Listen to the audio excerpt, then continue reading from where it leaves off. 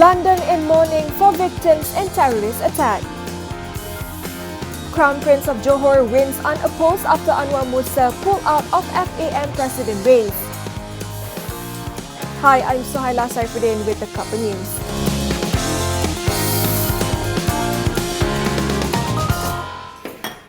British police have roughly established that only one person launched the terrorist attack in the Westminster vicinity in London yesterday, and the rampage was carried out in a marauding manner.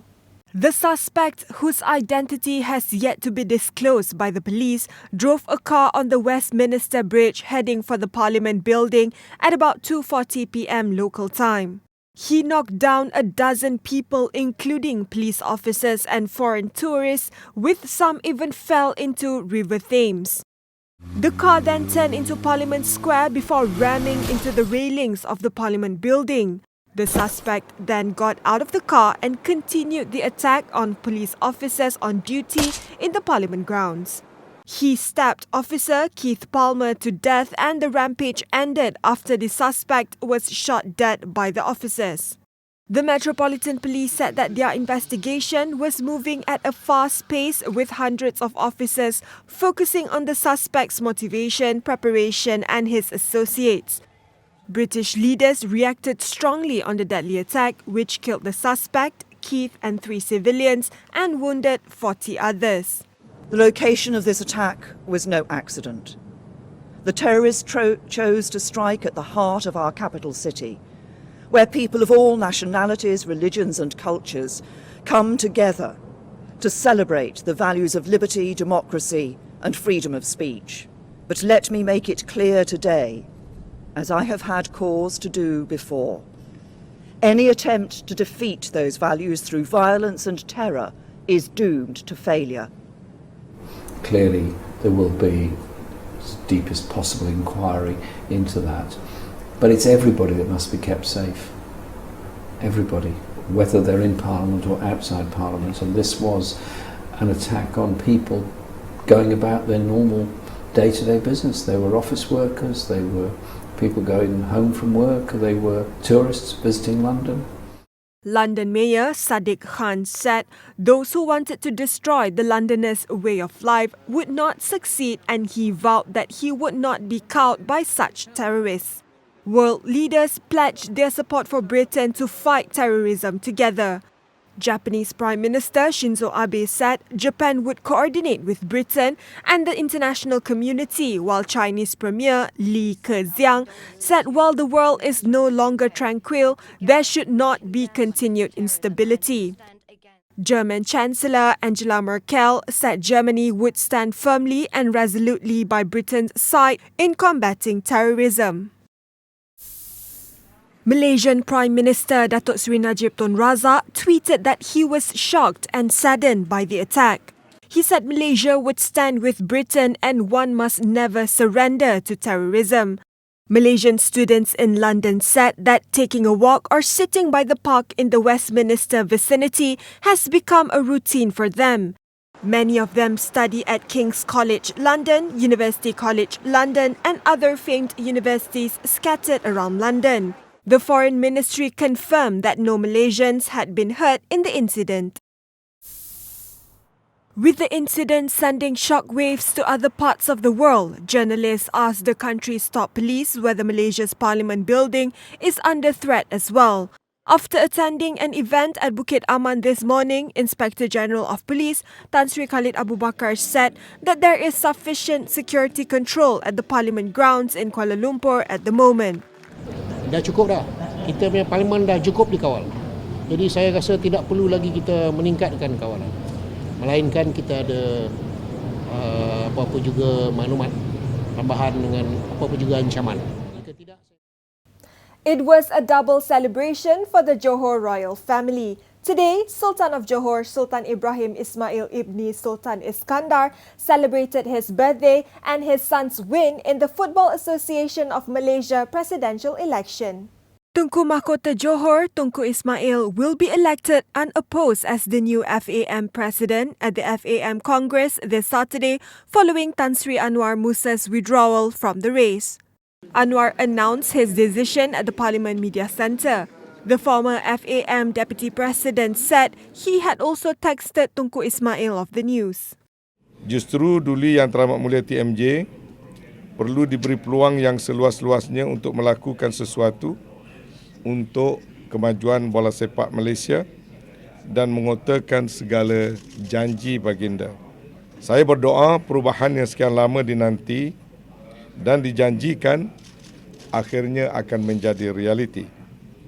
Saya akan menumpukan perhatian saya dalam membantu pasukan Kelantan, terutamanya meningkatkan lagi program bola sepak akar umbi di Kelantan untuk melahirkan lebih ramai bakat di kalangan anak-anak negeri yang menjadi teras pembinaan pasukan Kelantan selama ini. Fans of the Johor Darul Takzim or JDT football team, which is owned by Tunku Ismail, showered congratulatory messages on his success moments after Anwar's announcement. Tunku Ismail, who has guided JDT to success in the Malaysian Super League and the Continental AFC Cup, is seen as the best candidate to lead the revival of Malaysian football that has been at its lowest ebb in history.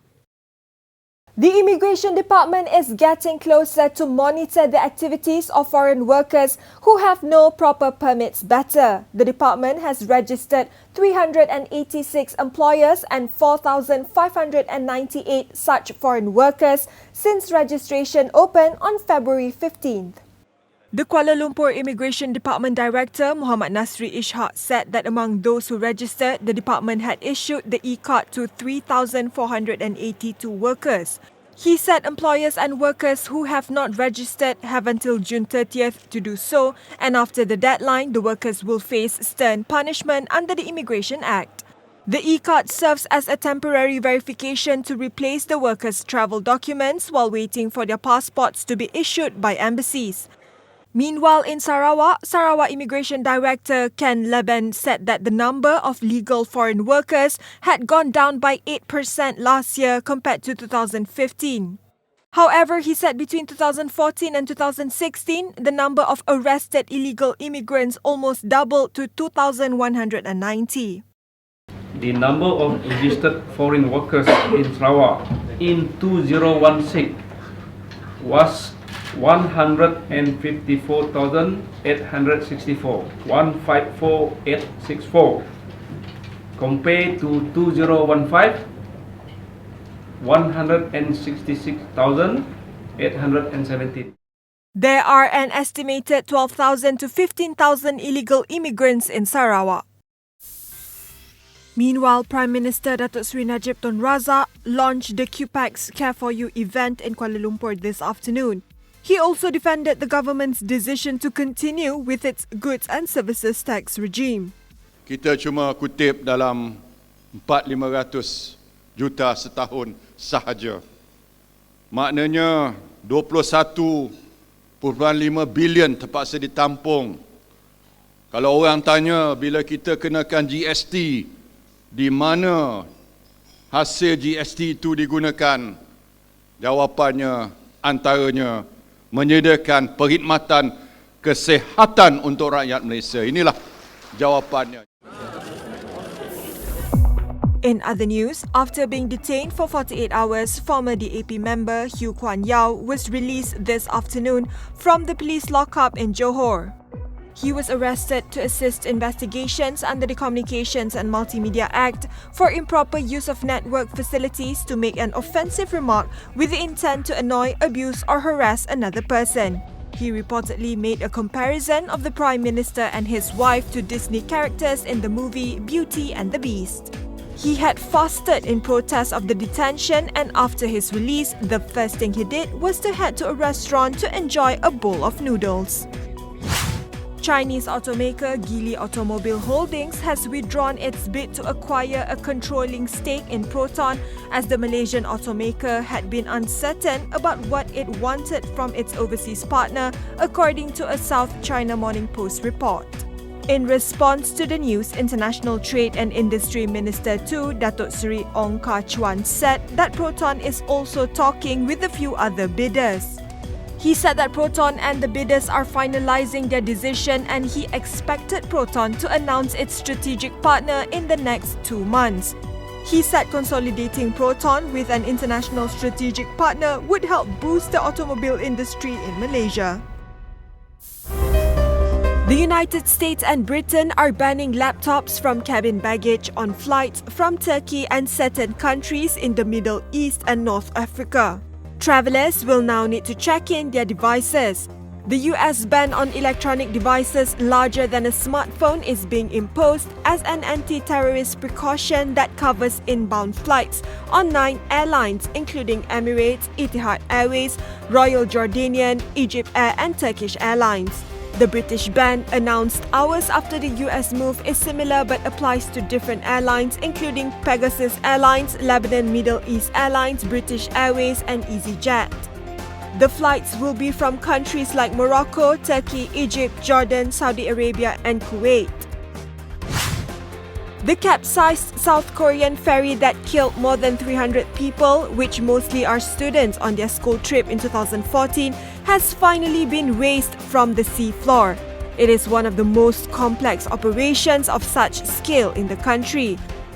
About 450 workers are involved in the mission to lift the 6,825-ton Sewol ferry, which lies 44 meters deep in the water of the southwestern island of Jindo. The wreckage will now be carried to the port of Mokpo. The captain and 3 crew members had been charged with murder, while 11 other crew members had been indicted for abandoning the ship. The much-anticipated Power Rangers movie held its world premiere in Westwood, Los Angeles yesterday. Obviously, Power Rangers has been very established for a very long time. But what I like to say is, we're not here to replace anyone. We're not here to step into anyone else's shoes. And although the names sound familiar, it is the first time you are meeting our characters. And, there's so many layers to them and so much depth to their stories. And we don't become Power Rangers in the first 10 minutes, It's a tight suit, like physically to wear, it's very tight, but it's amazing, yeah. You kind of feel every membrane and every muscle that kind of feels like it's stronger, but it's not. The movie recently got into hot water in Malaysia after the Malaysian Film Censorship Board threatened to cut a lesbian scene in the movie, but later gave it a green light after a review. This is your time. That's all from the Couple News team. Thanks for watching.